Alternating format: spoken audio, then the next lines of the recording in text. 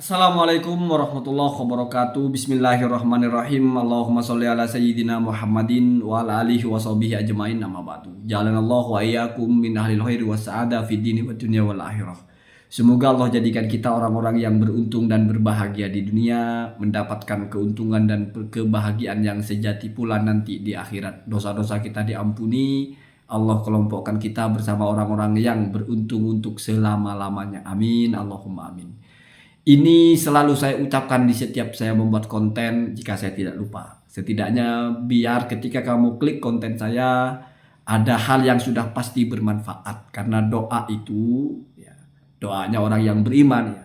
Saya orang yang beriman ya. Adalah hal yang baik ya.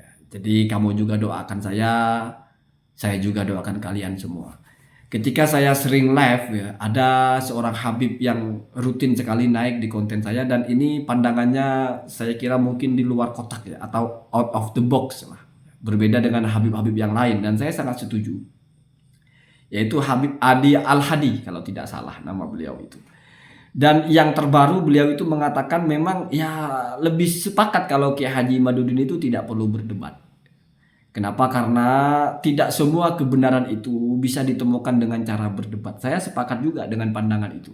Karena kalau dalam hal-hal seperti ini, ya kita bolehlah tidak sepakat, boleh sepakat. Toh ini adalah masalah bagaimana kita lebih meyakini dengan penjelasannya.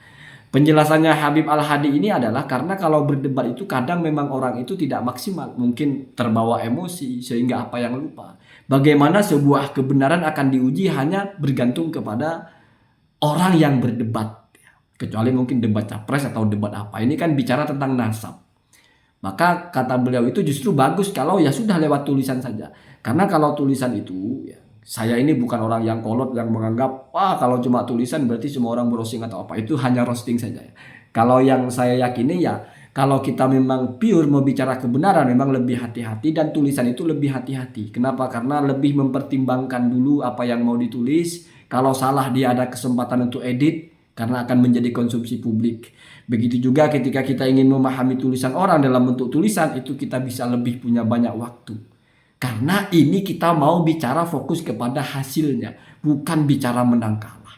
Karena kalau dalam perdebatan itu kadang ya mungkin ada yang memang jago retorika, jago menjatuhkan omongan lawan sehingga walaupun salah bisa menang. Begitu juga walaupun benar bisa kalah karena mungkin tidak punya skill dalam berdebat, tidak punya skill dalam memahami ucapan orang secara cepat dan melumpuhkan argumentasinya. Nah, maka dari itu ya saya masih nggak apa-apa lah misalnya Kiai Haji Imaduddin itu tidak mau berdebat ya. Tetapi tolong jangan ini menjadi narasi yang berdiri sendiri. Tetap saling saut menyaut dalam tulisan tidak apa-apa ya. Ketika saya bilang ini kok seperti blogger ya. Itu cuma merosting saja ya. Sebetulnya saya juga sepakat. Kenapa? Karena kita fokus kepada mencari kebenaran, kita fokus kepada dialog yang sehat, yang tajam, yang komprehensif.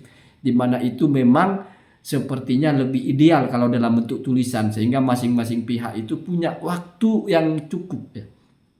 Lagi pula kalau bicara tentang cerita para ulama dahulu, jarang sekali ada hal-hal itu yang dari perdebatan secara langsung. Ibnu Taimiyah itu sering sekali berbantah-bantahan atau tidak sepakat ya dengan Ibnu Athaillah As-Sakandariyah yang menulis kitab Al-Hikam. Tetapi ketika mereka bertemu, tidak ada perdebatan yang sengit ya, bahkan saling memuji. Assalamualaikum ya nasyir sunnah, bahkan begitu ya. Jadi saling memuji. Walaupun ketika Ibnu Taimiyah ini misalnya mau mengerot atau membantah seseorang, itu Ibnu Taimiyah itu tidak dengan cara berdebat, tetapi dengan cara menulis secara tertib. Artinya Kiai Haji Imaduddin ketika mau ngerot orang dengan cara menulis itu bukan sesuatu yang asing dalam tradisi para ulama. Kamu misalnya baca kitabnya Ibnu Taimiyah, Naqdut Ta'sis ya, ketika ngerot Ar-Razi ya. Ketika Ar-Razi ini punya kitab akidah Asasut Taqdis ya, prinsip-prinsip bagaimana kita mensucikan Allah dari penyerupaan atau dari tajsim, dari tasbih, itu dibantah oleh Ibnu Taimiyah dengan kitab yang juga sangat tebal ya, artinya yang membahas per poin di situ. Dimana kalau ini dengan diformulasikan dengan debat akan berhari-hari, akan berbulan-bulan mungkin ya. Kenapa? Karena akan terus ya, dan informasinya itu tidak matang kepada pemirsa. Tapi kalau sudah dalam bentuk tulisan, maka kesalahannya di mana diurut, pembenarannya bagaimana diurut, lalu mana yang lebih unggul itu juga diurut ya.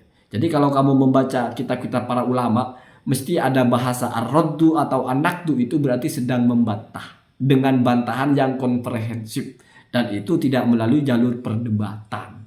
Jadi kalau kita mau bijaksana, kalau Ki Haji Imaduddin memang tidak mau memilih jalur berdebat tapi mau memilih jalur memberikan hujah secara tertulis, itu sebetulnya juga sangat besar manfaatnya karena itu juga adalah tradisi ulama. Kira-kira seperti itu, biar kita itu tidak terbawa kepada semacam pertarungan siapa yang menang siapa yang kalah. Kita tidak mau ingin melihat siapa yang menang siapa yang kalah. Sementara debat itu identiknya begitu. Kita ingin yang benar dan yang salah. Walaupun ya, jangankan masalah ini, masalah agama misalnya. Misalnya debat non-muslim dengan muslim itu kan kalau kita lihat perdebatannya kan sering sekali kita dengar bagaimana muslim ini unggul sekali dalam perdebatannya. Sangat tajam sekali. Tetapi efeknya ya namanya agama. Berkaitan dengan keyakinan. Begitu juga dalam hal-hal yang lain ya.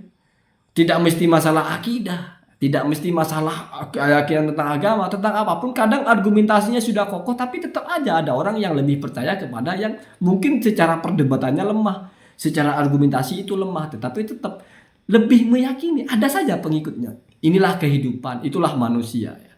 Kadang-kadang menurut kita itu kan hujahnya lemah, tapi bagi orang lain enggak. Hujahnya lemah kan menurut kamu saja. Apalagi hanya dalam debat ya, tidak lalu karena ada perdebatan yang lawannya ini unggul, musuhnya keok sehingga semua pengikut musuhnya langsung ikut. Enggak ya. Jarang ada yang seperti itu ya. Jadi kalau sudah berpijak seperti ini, saya pribadi sangat menghormati kalau Kiai Haji Imaduddin tidak melayani perdebatan ya. Artinya mungkin ya tidak perlulah bicara syaratnya harus ini harus itu. Mungkin sebetulnya Kiai Haji Imaduddin itu lebih kepada ingin menyajikan edukasi yang lebih utuh.